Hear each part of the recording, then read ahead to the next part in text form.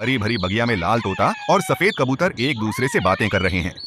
वे सोचते हैं कि उनकी मेहनत का फल कितना सुंदर होकर सामने खड़ा है। दोनों दोस्त उस पौधे को देखते हैं जो उन्होंने लगाया था।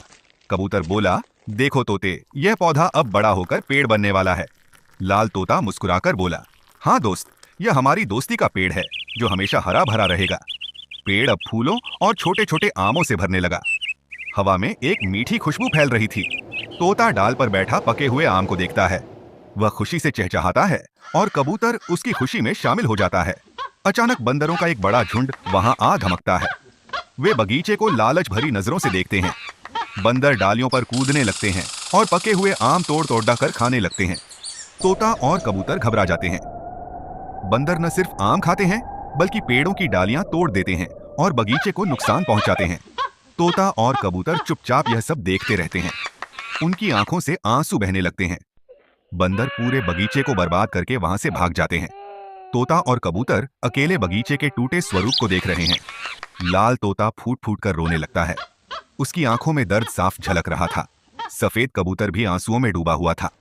दोनों दोस्त अपनी मेहनत का नष्ट हुआ बगीचा देखकर दुखी हो गए। कुछ देर बाद तोता बोला, हमें कुछ करना होगा वरना ये बंदर फिर आएंगे और दूसरों का भी नुकसान करेंगे। कबूतर बोला, हाँ दोस्त, हमें कोई रास्ता निकालना होगा ताकि ये फिर से किसी को नुकसान न पहुंचा सकें। दोनों ने मिलकर एक योजना बनाई। उन्होंने जमीन में गहरा गड्ढा खोदना शुरू किया। तोता मिट्टी खोद रहा था और कबूतर अपनी चोंच से मदद कर रहा था। धीरे धीरे गड्ढा तैयार हो गया। गड्ढे में दोनों ने एक मजबूत जाल बिछा दिया। वह जाल बंदरों को पकड़ने के लिए बनाया गया था। जाल के ऊपर तोते और कबूतर ने ताजे पके आम रख दिए ताकि बंदर लालच में आ जाएं। रात का समय हुआ। पूरा बगीचा चांदनी से चमक रहा था और आम जाल पर रखे चमक रहे थे। बंदरों का झुंड फिर वहां आया। उन्होंने आमों को देखा और खुशी से कूदने लगे। जैसे ही बंदरों ने आम उठाने की कोशिश की, पूरा झुंड गड्ढे में गिर गया और जाल में फंस गया। बंदर घबराकर चीखने लगे और बाहर निकलने की कोशिश करने लगे, लेकिन जाल मजबूत था। तोता और कबूतर सुबह होते ही जाल के पास पहुंचे और बंदरों को फंसा हुआ देखकर मुस्कुरा उठे। तोते ने खुशी से कहा, अब देखो, हमारी योजना सफल हुई। अब यह किसी और को नुकसान नहीं पहुंचाएंगे। कबूतर बोला, हमें तुरंत पुलिस को बुलाना चाहिए ताकि वे इन बंदरों को ले जा सकें।